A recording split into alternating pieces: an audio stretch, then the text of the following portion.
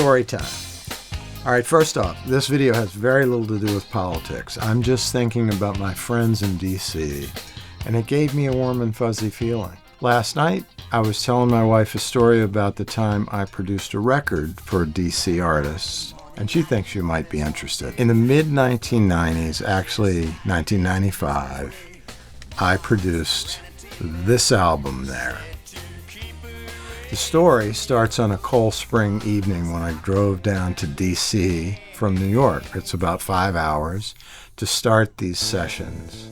I would end up going down several times, but this was the first and longest stint. The plan was that I would drive down and then stay with the artist in their pad. So I grew up in Richmond, Virginia, and D.C. is about 2 hours north of Richmond.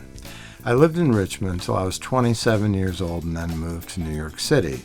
So my friends there are both from the Richmond, Virginia and New York City days. When I was first getting set up with my studio stuff, I would frequent a store called Chuck Levin's Washington Music Center. This would have been in the early 80s, late 70s, early 80s. So I lived in Richmond at the time. And, interestingly, when I went into Chuck Levin's keyboard room one day, there was a computer on the floor there. And it was probably like a Radio Shack TRS-80 or something like that. And I thought to myself, what the living hell is this computer doing in a keyboard room? Of course, now everything's done with computers, so it's kind of interesting, right? In Richmond, they didn't have the kind of gear I needed for my work, and I also love to go see music in places like Blues Alley and the 930 Club. All of these places are still there today, as a matter of fact. So the artist in question is Tomas Jones, and this album, at least I think, is his one solo effort. He was very active on the DC punk scene. Tomas was in a band called Fidelity Jones, and he took that band name as his last name for this time period, thus Tomas Jones.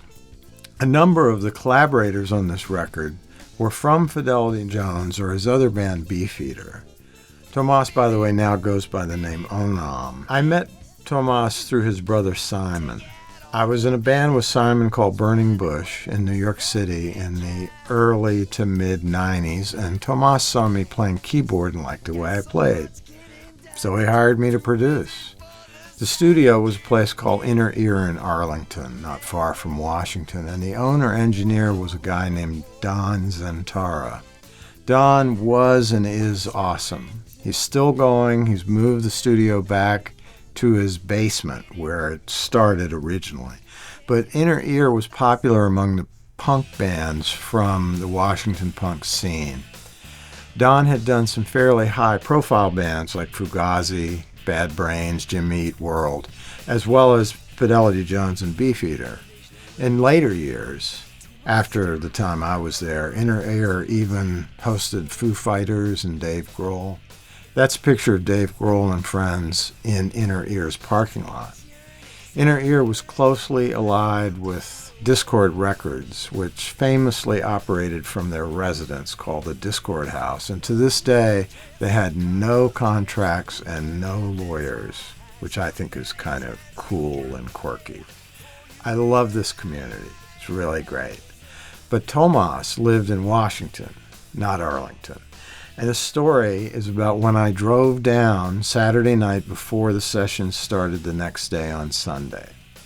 I was in Washington several times to work with him, but that first time was the longest.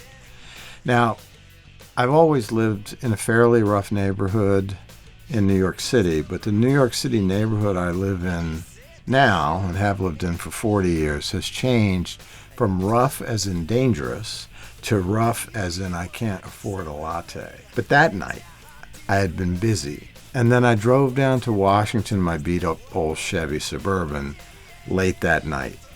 The sides were all rusted out, and it was this really awful beige color. I would kill to have a picture of it.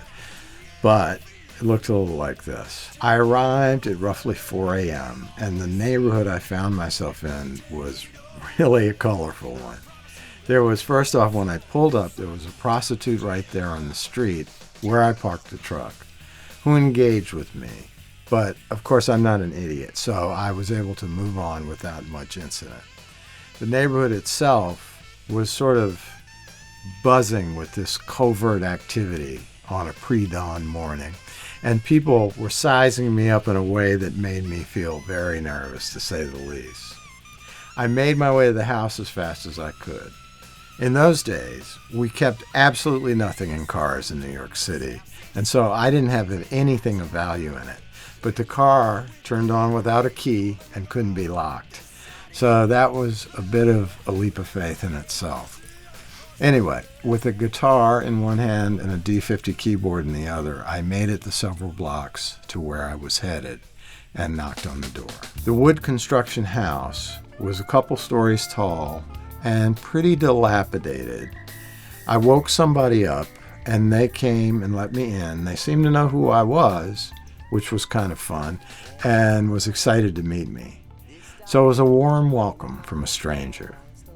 He showed me to this grungy old couch in the home's main living room on the first floor. I was given a large sheet, and I just laid down in my clothes and tried to get some shut-eye.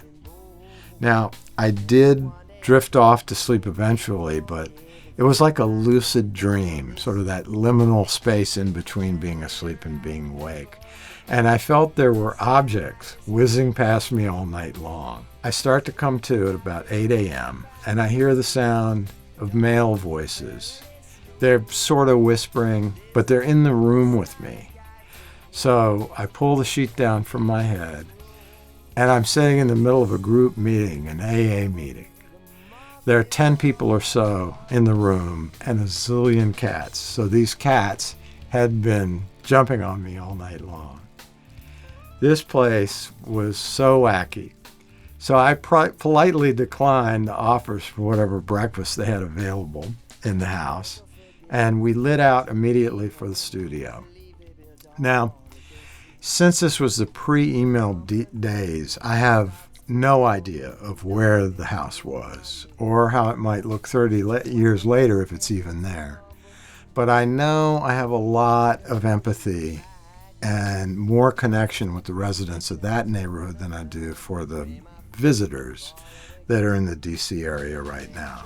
The sessions themselves were very chaotic as well. In fact, in the midst of that chaos, I really had a transformative experience. I wish this for you because it's really cool to have something like this happen.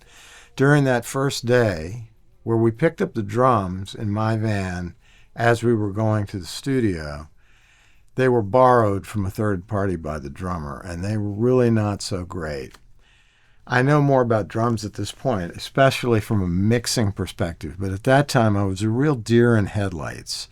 And the drummer and the set were there hours before anybody else was. So we were just kind of getting it set up and, taking our time. And our job, was to get them ready before the band arrived. And we mic'd them up, just Don, the drummer, and me. Don mics them up and brings it up through the console and says, "These drums sound like shit. They're like cardboard boxes." So then he leaves the room to go do something. And as he's exiting, he says to me, "You can see if you can make them sound any better if you want." So I hopped into the driver's seat of his Amec Angela board, which is a Rupert Neve kind of board, and started twiddling the EQ. When Don walks in a few minutes later, he says, "That sounds great. What did you do?" That was a real early win for me. It gave me some momentum. So thank you, Don, for that little bit of validation when I needed it most. We finally did complete the record, and I think it's a really good record. Maybe I'll talk about the production process at some point. Would you be into that? Let me know.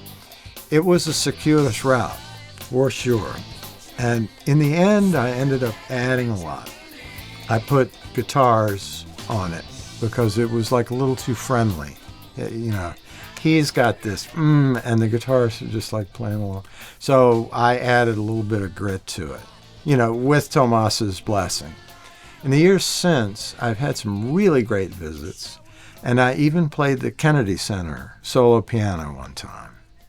So, my Washington friends, I do hope you're staying safe and know that I'm thinking about you and your crazy, crazy cool town. Here's to better times. See you soon.